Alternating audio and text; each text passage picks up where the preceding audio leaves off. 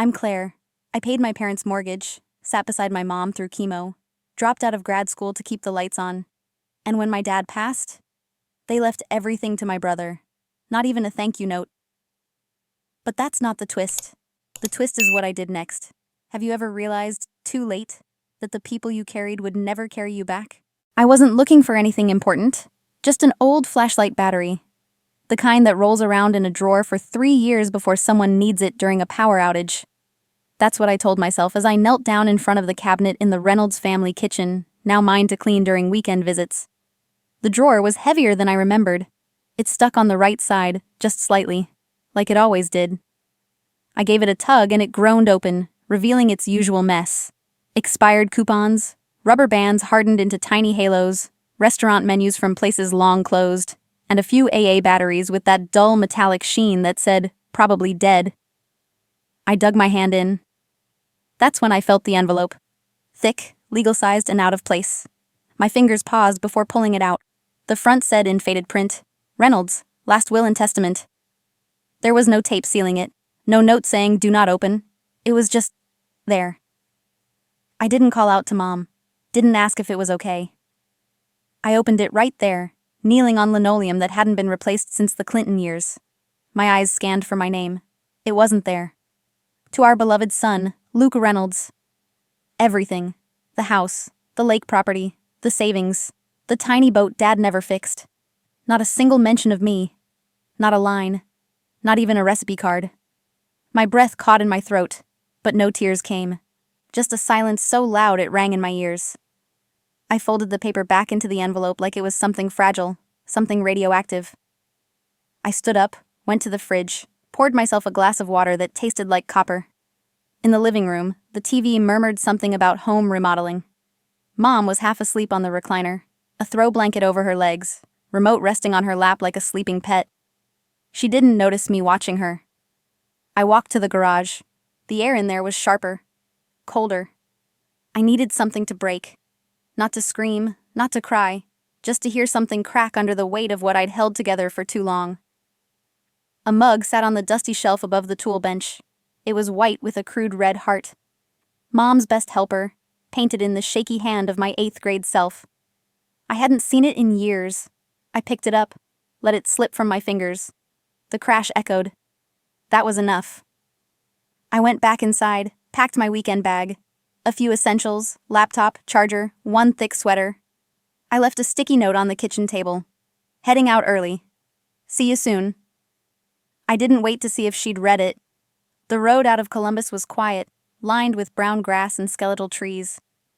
My wipers squeaked across the windshield in a slow rhythm. Every red light was a chance to turn around. I didn't. 45 minutes later, I pulled into a gravel driveway behind a nondescript ranch-style Airbnb. It looked like it had been cleaned in a hurry, the kind of place booked by men in between divorces and cousins passing through for funerals. Inside, it smelled of lemon disinfectant and faint mildew. There was a folded flyer on the fridge about local AA meetings and a magnet shaped like a cow. I turned the heat up, but it groaned, then blew only slightly warmer air. I sat on the edge of the twin bed, sheets stiff. The wall had a dent in it the size of someone's elbow. My breath made tiny clouds in the room, and I stared at them like they were trying to tell me something. Dad had died 4 years ago. A stroke. Quick, brutal. I'd handled most of it, calling the hospital, filling out insurance forms, updating the mortgage auto-pay. Mom never liked phones or passwords. Luke had sent flowers and a 2-line email. And now this? I whispered into the cold. They already buried Dad, and now they're burying me too. There it was, the real crack, not in the mug, in me. I reached into my bag and pulled out my laptop. It took a moment to boot. The cursor blinked, waiting. I opened a new page on Notion. Titled it, The Second Seat. No logo, no tagline. Just an idea. Sometimes people don't need to be erased with malice. They just fade from memory, one unacknowledged sacrifice at a time. But I was tired of fading. I never did it for the thanks, but I guess I expected something. Anything. A card. A line in a speech. Maybe even just my name. Spelled right. Sunday morning came with cold toast and lukewarm coffee. My apartment was quiet. Too quiet. The kind of quiet that lets your thoughts sit too long, like wet laundry in a washer. I opened my laptop, not sure what I was looking for. Maybe a distraction. Maybe proof that I hadn't imagined the last 6 years. Instead, I opened my banking app. The screen blinked. I tapped statements, then mortgage, then medical, then utilities. $184.22. Electric, October 2018. $692.50. PNC mortgage, February 2020. $1,265.75. Hospital copay, April 2019 $3,215. Emergency HVAC repair, December 2021. And on and on. I added the totals in a spreadsheet without thinking. The number blinked back at me. $48,033.29. I sat back in my chair, letting the number burn itself into my brain. Nearly $50,000. $50,000 I'd spent so quietly I almost forgot it was real. A memory surfaced, me sitting at Mom's kitchen table, balancing my laptop on a stack of mail while on hold with the IRS. Dad was in his recliner, wheezing softly. The line played soft jazz and the occasional reminder, "Your call is important to us." I didn't even flinch when I missed my friend Marissa's wedding that weekend. Property tax was due. I couldn't be in two places. Some people bought dresses for events. I bought time for my family. I reached for the notebook on my shelf, the one with loan quotes and health insurance breakdowns. On the inside cover, stuck like a ghost from the past, was a yellow sticky note. My dad's handwriting. "Thanks, kiddo. I owe you one." He wrote that after I brought him home from the ER and made him toast with peanut butter the way he liked it, extra thin, barely warm. I read that note so many times it became part of the paper. I never cashed it in. Luke, on the other hand, had plenty. A house in Gahanna with a backyard deck. Weekend trips to Asheville. Amanda, his fiancée, was planning a wine country honeymoon, according to Mom's last phone call. He posted more pictures of charcuterie boards than I'd eaten in my life. I lived in a one-bedroom walk-up with a window that stuck in the winter and a car that needed a jump every third week. Still, when the furnace broke at Mom's house last Christmas, guess who paid for it? I pulled up Zillow, entered Mom's address. The house I'd grown up in. The house I'd maintained. The house I'd silently, dutifully kept afloat. Estimated value: $289,000, $42,000 in the last 18 months. Luke would inherit that too. I leaned back, blinking hard. It wasn't about the money, not entirely. It was about the erasure. The way my name was always the footnote, never the heading. The unpaid intern of the Reynolds legacy. Then my inbox chimed. Subject: Save the date. From Amanda and Luke. Can't wait to celebrate with you this spring. RSVP below. I clicked the RSVP link. The form popped up, bright and cheery. Under name, my entry box autofilled as Claire Reynolds. No E, not even that. I stared at it for a long time, then closed the window. Back to my banking app. I clicked through a few more tabs, this time slower. The weight of the years felt like bricks stacked on my chest. Groceries delivered during chemo. Uber rides after late-night ER calls. New sneakers for Mom when her ankles swelled. None of it extravagant. All of it invisible. I whispered, mostly to myself, maybe I was never supposed to be the main character in this family. The screen dimmed. My reflection looked pale in the glass. Not sad, exactly. Just spent. And then, a tiny chime. Google Calendar reminder. Mom, cardiologist checkup.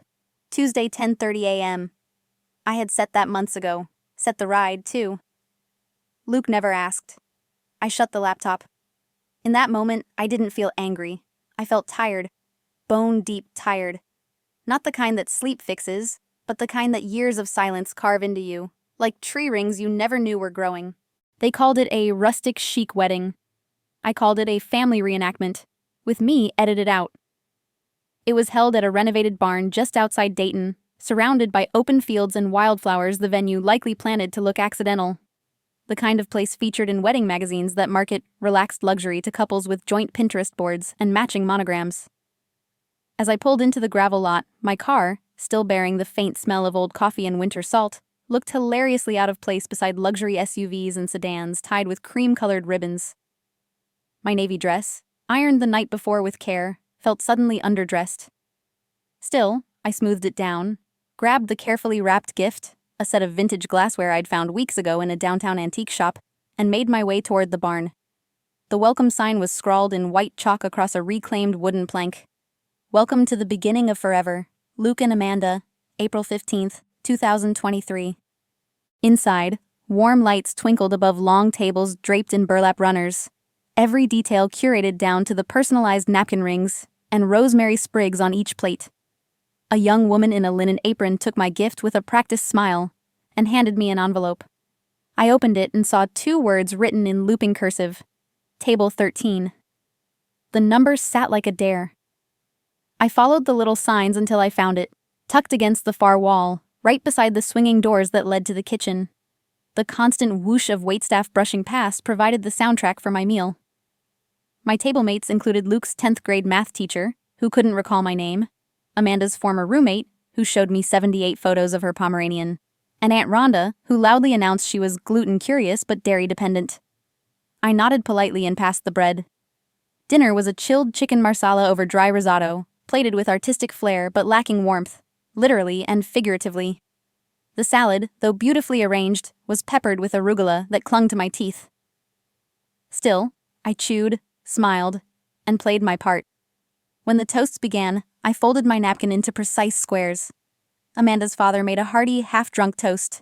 To my new son, and to the joys of having no sisters-in-law to compete with. Laughter. Then the best man. Luke, you've always been the one we could count on to steal the spotlight. More laughter. Amanda's maid of honor wept through stories of spa days and how every girl deserves a Luke. Not once did anyone mention me. Not my name. Not Claire. Not Luke's sister. Not even the other Reynolds. Then came the slideshow. Soft acoustic guitar filled the space as childhood photos faded in and out across the projector. Luke as a baby, Luke dressed as a pirate, Luke in his graduation robe, our parents, young and smiling, hoisting him into the air. And then one frame. Me. In the background, half out of focus, maybe 12 years old, holding a juice box while Luke beamed at the camera in a new baseball cap. I wasn't even looking at the lens. I was looking at him. I felt the color rise in my cheeks.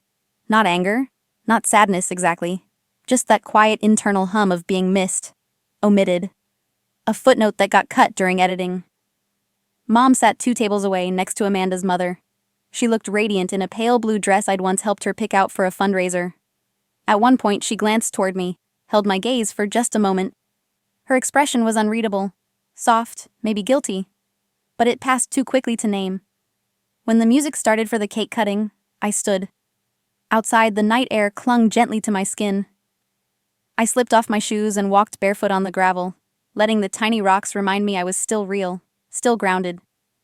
A little boy passed me holding a chocolate cupcake in both hands.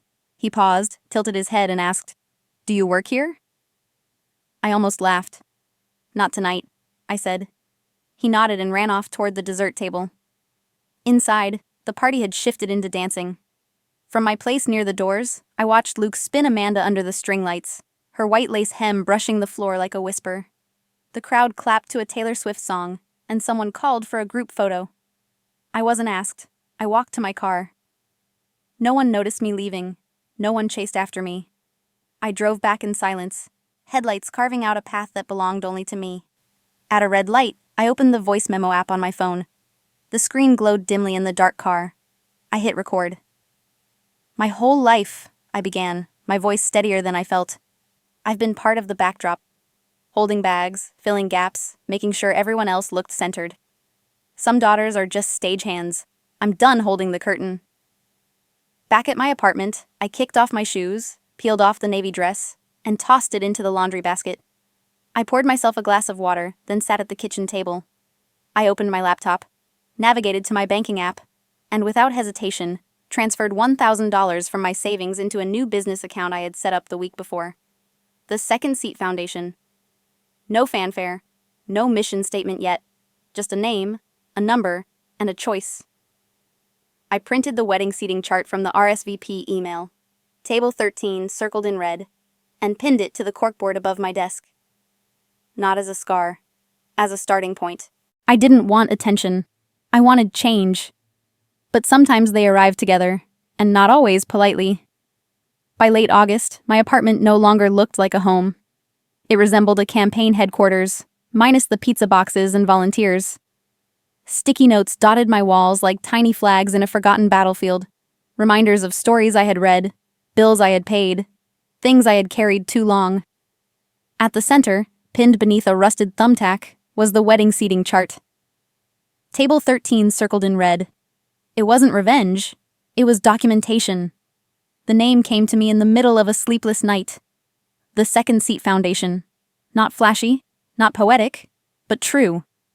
A space for the ones who'd lived their lives from the side chair, the back row, the folding stool next to the spotlight, but never in it. I created a bare-bones website, a white page, black text, a single image, an empty chair pulled slightly away from a table. The tagline came next, scribbled on a grocery receipt while waiting for my laundry to finish drying. We stand with those who stayed seated so others could stand tall. It felt right. I spent hours formatting a grant application form. 3 simple questions. What have you done for someone else that went unnoticed? What do you need today? What would you do if someone helped? By Friday, I had 4 applications. One from a mother in Georgia who'd raised her sister's kids. One from a woman who'd been the caretaker for her disabled twin for 2 decades. One from a nursing student still living at home to support her grandmother. And one with no words, just a scanned copy of a foreclosure notice. Each one made my chest ache in a new way. I met Olivia that Monday at a co-working space downtown. She was 21, caffeinated, and wore oversized glasses and combat boots. Her laptop was covered in stickers that said things like, "Mental health matters," and "Support your local girls." She looked like everything I used to believe in. While we waited at Staples for brochures to print, Olivia asked, "Did your mom know you were doing this?" I smiled, more tired than amused. She knows how to write a grocery list on the back of a bill. I don't think she's ever thought about nonprofits. Olivia nodded, but her eyes stayed on me a beat longer than I liked. She handed me the first copy hot from the printer. It was slightly misaligned, but it was real. That night, I wrote a blog post. I didn't think it would go far, just something I needed to say out loud to a space bigger than my living room. I titled it, Table 13, a seating chart for the forgotten. I didn't name names. I didn't have to. I described the view from the back of the room, the slide where I was cropped, the toast that erased me. I wrote like no one was reading, which is often when the world decides to listen. 2 days later, a local columnist reposted it under the headline, "The Invisible Daughter, a Quiet Revolution." My inbox exploded. Stories poured in like rain after drought. Daughters, nieces, granddaughters. Some wrote pages, others just sent emojis. One email simply said, "Me too. Thank you." Then came Luke. He called around 9 p.m., just as I was cleaning out the lint trap in my dryer. "Claire," he said sharply, "did you really have to make it public?" "Luke," I replied, not rising to the bait. "You made it private when you locked me out of the will." He exhaled into the phone, the way people do when they're trying not to yell. "This is about shaming us. Admit it." "No," I said, staring at a sticky note above my desk that read in block letters, "You are not a placeholder. This is about naming it. Because silence is how this survives." He hung up. I didn't call back. That evening, as I was closing my laptop, an email popped up with the subject, "Thank you." It was from a woman named Patricia Chen. She introduced herself as a retired therapist who had worked with adult caregivers for 4 decades. She said she'd cried reading the post, not because it was sad, but because it was familiar. Her words, "You didn't just tell my story, you gave it a voice." Attached was a PayPal screenshot. $5,000. I blinked twice, then again. I didn't cry, not right away. I sat still for a long time, staring at the wall, sipping a mug of peppermint tea that had long gone cold. Then slowly, I let the tears come. Not the loud kind, just the kind that fill up and spill, soft as forgiveness. The next day, buried between 2 new grant requests and an ad for a weight loss app, was an email that made me pause. Subject: Keynote Invitation, Ohio Family Systems and Caregivers Conference. They wanted me to speak, Not on a panel, not as a guest, as the keynote. I printed the email. Then I stood up, walked to the wall where the seating chart still hung, and added a new sticky note beneath table 13. In blue ink, block letters, take the microphone. I told a room full of strangers the truth my family never wanted to hear. The Hilton in downtown Cincinnati looked like any other conference hotel. Too much carpet, too little soul. The lobby smelled faintly of industrial coffee and lemony cleaning fluid, and the staff all wore smiles a little too practiced. Still, I checked in like it was something I'd done 100 times. The woman behind the welcome table handed me a badge. Clarice Reynolds, it read. I stared at it a second longer than necessary, then tucked it into my tote bag without correcting her. Let it be a metaphor. Let it be one last misspelling before I took the mic. My panel wasn't until noon, but I arrived early. I found the conference room. I sat in the third row and watched a presentation about resilience building in sandwich generation caregivers. I nodded politely, even laughed once, but my mind kept drifting, caught between old memories and the outline of what I would soon say aloud. The navy dress I wore still held a faint scent of lavender from the dry cleaners. Same one from Luke's wedding. It no longer felt like a uniform of invisibility. Today, I was reclaiming it. It fit better now, not because I had changed shape, but because I had changed roles. In the hallway, I caught sight of Patricia Chen. She waved gently, smiled like a lighthouse, and mouthed, "You've got this." I nodded, but my hands trembled. Backstage, just before they introduced me, I checked my phone. A memory popped up, one of those 4 years ago today photos. It was a picture of me and Mom in her kitchen. I was making soup. She was sitting at the counter, blurry in the background. The caption I'd written then was, "Some days, soup is the love language." Right below the memory was a text she had sent me that winter. "You've always been the strong one. We thought you didn't need anything." I stared at those words. They landed harder now. Strength had never meant invincibility. It had meant invisibility, and I was done wearing it like armor. The host introduced me as the founder of the Second Seat Foundation. She mispronounced my last name. I stepped up to the podium anyway. There were maybe 80 people in the room, social workers, nonprofit founders, adult daughters with circles under their eyes. A few men scattered in between. One was already flipping through the program. One clutched a paper cup of coffee like it was a life vest. A few others nodded in my direction without smiling, perhaps unsure of what was coming. I took a breath. "I'm the daughter they left out of the will," I began. "But I paid the mortgage." Silence. Not awkward, reverent. Even the HVAC system seemed to hold its breath. "My name is Claire Reynolds," I continued. "And like many of you, I was the dependable one. The doer. The first call in an emergency. The last name on the thank you card." I told them about the hospital bills, the sticky notes, the juice box in the slideshow, the house I paid for but didn't inherit. Then I told them about the statistics, how 75% of family caregivers in America are women, how most of them give up jobs, pensions, education, how few get mentioned when the estate is divided. "They say we're strong," I said, "but strength shouldn't mean silence, and loyalty shouldn't mean erasure." I shared grant stories, an applicant who raised her nephew while working night shifts, another who wrote poetry in the margins of medical bills.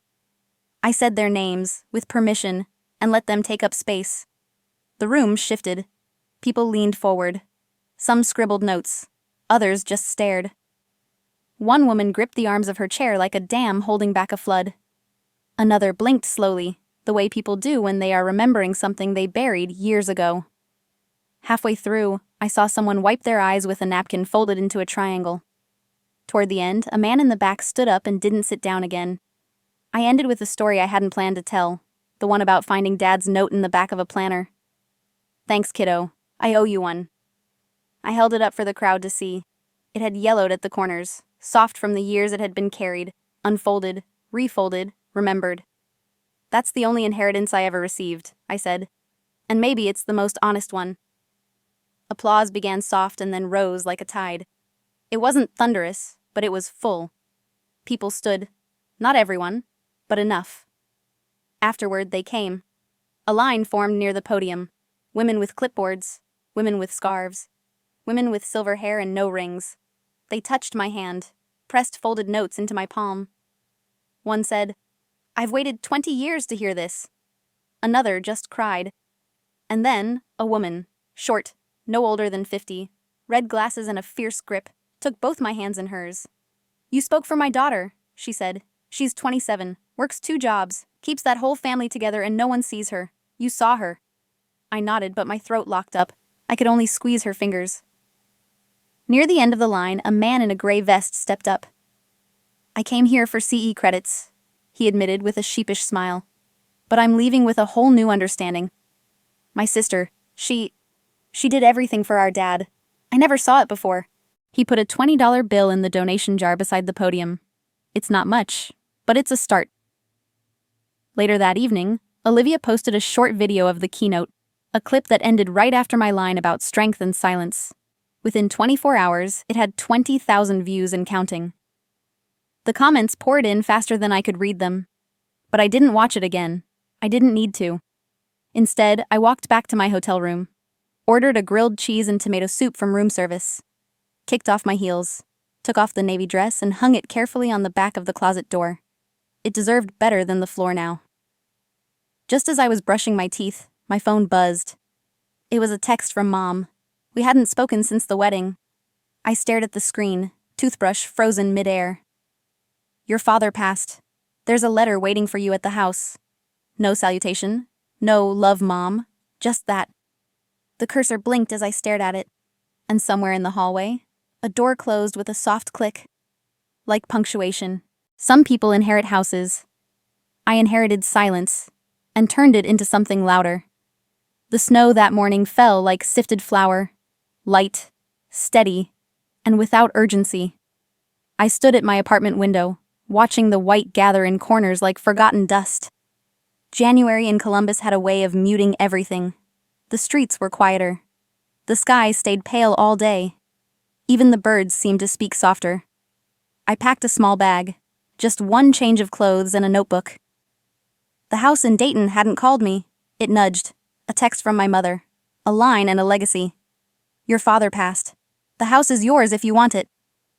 No key left under a mat. No follow-up. Just a closing parenthesis where a sentence should have been. When I arrived, the driveway was half covered in snow. No footprints, no tire tracks. Just the house, waiting. Everything looked smaller, but not because the house had changed. I had.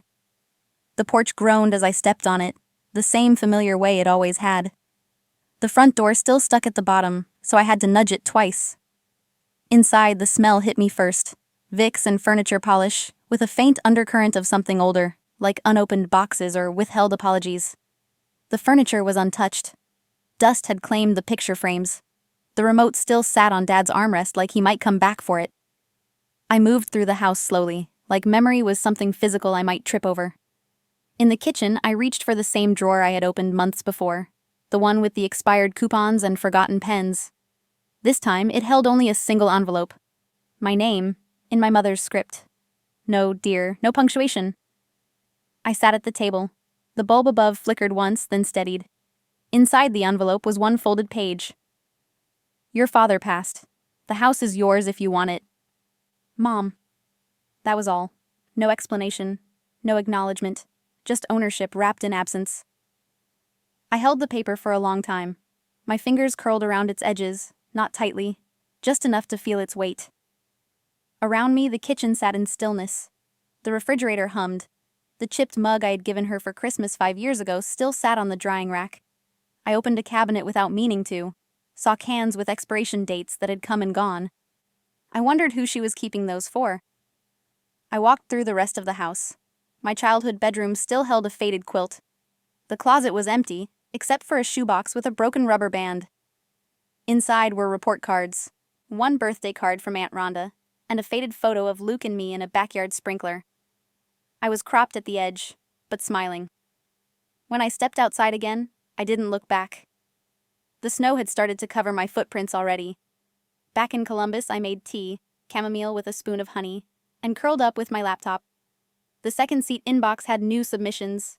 I skimmed through them until one caught my eye. From Jasmine Carter, location, Detroit, Michigan, age 20. Note, caring for 2 younger siblings after her mother's illness. working part-time, applying for $1,200 to cover tuition and rent. I opened her essay. It wasn't long, just a few paragraphs, but it was clear, honest, and raw. She didn't list her hardships like achievements. She just stated them as facts, the way girls like us are taught to do. Quietly, with grace, without asking too much. I clicked approve.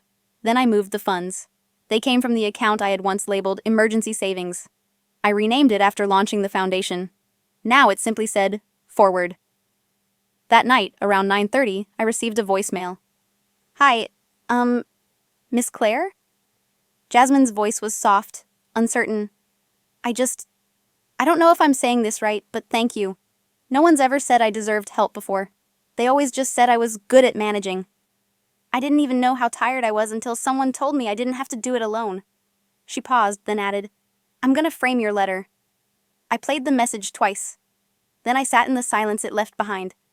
The next morning, I uploaded a new image to the Second Seat homepage. It was Jasmine, beaming, with her two younger siblings standing on either side of her, backpacks on, cheeks flushed from the cold. One held a handwritten sign that said, Thank you, Miss C, in purple crayon, with stars drawn in the corners. I didn't write a caption. I didn't need to. Later that afternoon, I unfolded my mother's letter again. I read it one last time.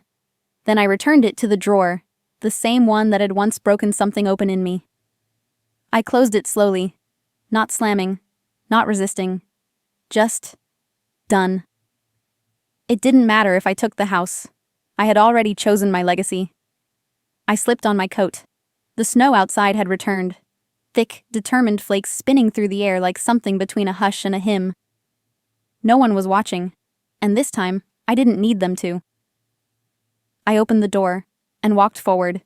There was no ceremony, no witness, just me, the snow, and a door I chose to close softly. And somehow, that quiet was louder than any applause I'd ever craved. What I've learned is this. Sometimes the love we give isn't returned in words or wills, but it still matters. Being dependable doesn't mean being disposable. And legacy? It's not always about what we're left. It's about what we choose to build from what was missing. If this story echoes something in your life, I hope you'll share it, or simply sit with it a while. Some truths aren't loud, but they last.